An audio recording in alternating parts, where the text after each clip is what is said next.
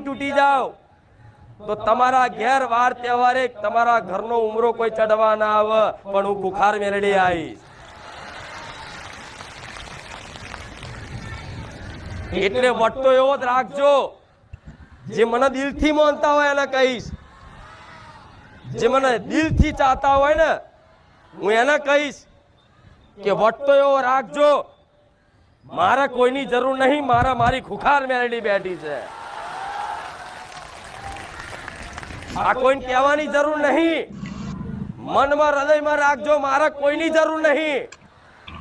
અરે દુનિયા કદાચ છોડી દે છે ને, પણ હું સાથ નહીં છોડું. એક સમય તમે મને ભૂલી જશો ને, પણ હું તમને આવા નહીં ભૂલવા દઉં.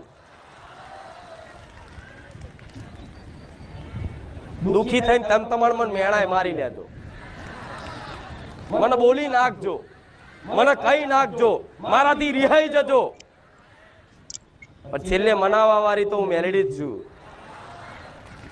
હાથ ફેરવી રાજી કરવા વાળી તો હું માં જ છું.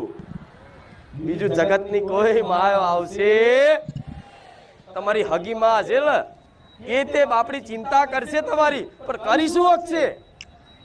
આહુડા પાડશે. માની અંદર દરેક માં હોય, મનુષ્ય હોય ચાહે પશુ પક્ષી જીવ જંતુ હોય, પણ માની અંદર કરુણા અને મમતા ભગવાને એવી મેલી છે ને કે માનું હૃદય એકદમ કોમલ હોય.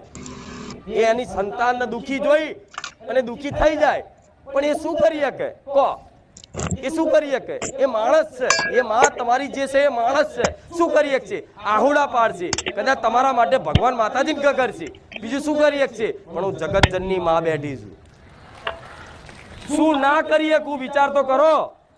તમારા માટે આખી દુનિયા પલટી મારી દઉં એ મેલડી છું. પણ એવા ભક્તોના અંતર આત્મામાં એવો પોકાર હોવો જોઈએ. હે માં કહેતા કહેતા ઘર હુકાવવું જોઈએ, માં કહેતા કહેતા ઓખોમાં પાણી આવી જવું જોઈએ. તો મને મેલડી ને રહેવાય, તરત જાગું કઈ બાજુ મારા ભક્તે મને યાદ કરી.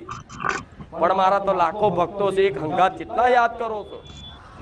તો વિચારો ખાલી, એક લાખો ભક્તો એક સાથે બધા કેટલા લોકો મને યાદ કરે છે, દેશ વિદેશ ઊંધી.